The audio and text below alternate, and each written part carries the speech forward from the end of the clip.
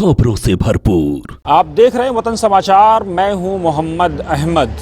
दिल्ली में आज South Asian minorities lawyers association सामला की जानिब से वक्फ अमेंडमेंट बिल 2024 को लेकर के एक मुशावरती कंसल्टेटिव मीटिंग का आयोजन किया गया, जिसमें शामला के मेंबरों की एक बड़ी तादाद मौजूद थी, जिसमें भारी संख्या में लॉयर और दीगर फील्ड से मुताल्लिक़ रखने वाले माहिरीन शख्सियात ने शिरकत की।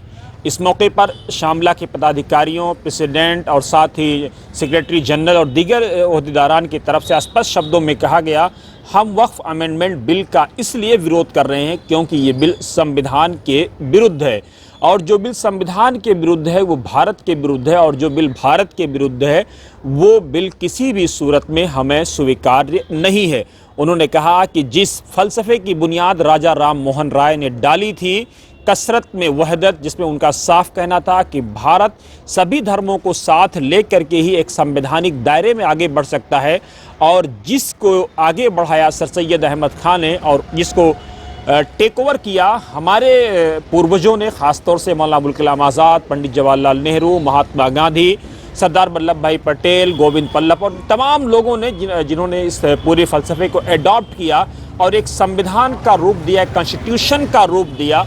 हमारी कोशिश ये है कि उस कॉन्स्टिट्यूशन को बचाएं, उस संविधान को बचाएं, और वक्फ पर जो ख़तरात मंडरा रहे हैं उसका पूरा प्रोटेक्शन किया जाए।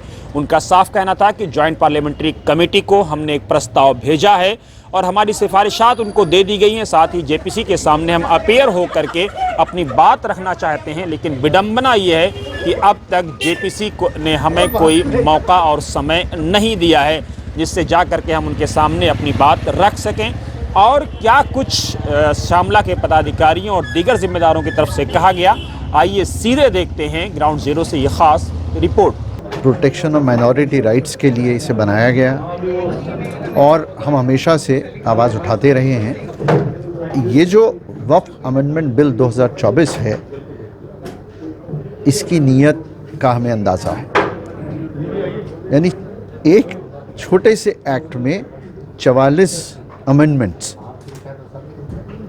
क्या ये मुमकिन नहीं था कि एक नया एक्ट ही बना दिया जाता? लेकिन नहीं, चूँकि मंशा कुछ और है। इस वक्त हमारे लिए ज़रूरी था कि हम इसके ख़िलाफ़ डिस्कशन करें, लोगों को इससे आगाह करें और एहतजाज दर्ज करें। आज का हमारा अगर आपने रेजोल्यूशन सुना है तो वो हम चाहते हैं कि इसको कैरी फॉरवर्ड करें।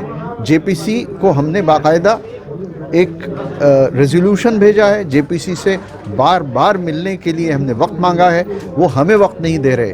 अगर वो हमें, जो हमारी ऑर्गेनाइजेशन वकला की हिंदुस्तान के वकीलों की ऑर्गेनाइजेशन है, अगर उन्हें वक्त नहीं दिया जा रहा तो फिर किसकी बात सुनी जाएगी?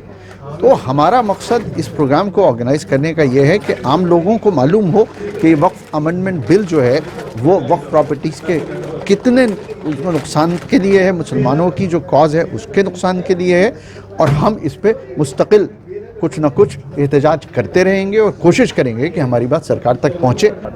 विरोध इस बात का है कि ये सिर्फ एक दिखावा है कि हम कुछ इसको ठीक करना चाहते हैं, लेकिन हकीकत ये है कि अभी आपने डिस्कशन में सुना और यहाँ यही बात हुई है कि इसमें ऐसा कुछ नहीं है कि कुछ इसमें ठीक किया जाए, बल्कि आखिर में अगर ये पास होता है तो मुझे यकीन है कि इससे वक्फ को, मुसलमानों को नुकसान ही पहुँचना है। इसलिए हम इसकी मुखालफत कर रहे हैं और करते रहें। बहुत पॉलिटिकल क्वेश्चन है, लेकिन हकीकत ये है कि मैं इसको तो नहीं कह सकता कि किसको फ़ायदा पहुंचाने के लिए किया जा रहा है, लेकिन ये भी हकीकत है कि ये बात पब्लिक डोमेन में है कि अंबानी साहब का जो बंगला बना है एंटिला, वो एक कब्रिस्तान की ज़मीन पे बना हुआ है। तो जाहिर है अगर ये बम्बई जैसे शहर में हो सकता है तो हर जगह हो सकता है। आपको मालूम है 8 लाख से ज़्यादा प्रॉपर्टीज़ हिंदुस्तान में वक्फ प्रॉपर्टीज़ हैं। उसको क्या बंदरबांट होगी, उसको किस तरह से, चूँकि जिस तरह से ये दिया जा रहा है ना कलेक्टर के हाथ में ये सब कुछ, उससे अंदाज़ा होता है कि उसको हड़प करने का, उसको ख़त्म करने का एक ज़रिया बनाया जा रहा है। तकरीबन 40-44 के करीब जो है अमेंडमेंट्स लाया गया है। कोशिश की जा रही है अमेंडमेंट्स लाए जाने की। उसमें पहली खामी तो यही है कि वफ़ का डेफिनेशन ही चेंज कर दिया गया है। दूसरी खामी यह है कि ये जो बात कही गई है कि किसी मुस्लिम को भी वफ़ करने के लिए उसका 5 साल प्रैक्टिसिंग मुस्लिम होना चाहिए। ये प्रैक्टिसिंग मुस्लिम कौन डिफ़ाइन करेगा?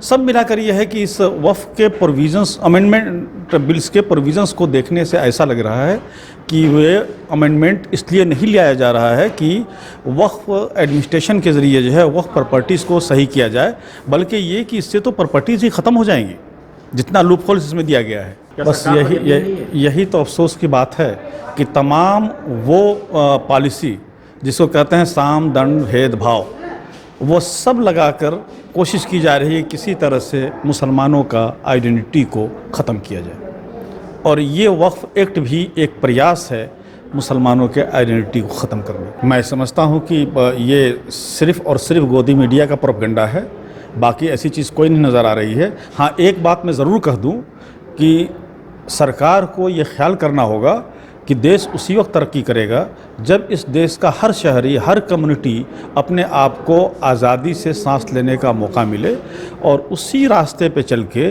देश जो है सुपर पावर या ये कह लीजिए विश्व गुरु बन सकता है। देखिए, विरोध नहीं कर रहे हैं हम, जो है इसका करेक्ट पर्सपेक्टिव बता रहे हैं कि इस अमेंडमेंट से क्या क्या नुकसानात होंगे, और वक्फ की जो डेफिनेशन है वो डाइल्यूट हो जाएगी इस हद तक कि कॉन्सेप्ट ऑफ वक्फ भी जो है ख़त्म हो जाएगा। Dictum of law always has been that once a waqf, always a waqf. So it will get diluted by these amendments. So that is the reason we are putting across our perspective. We want the legislatures to listen our voice and rectify those shortcomings that are there in the act, earlier act, and in this amendment bill also.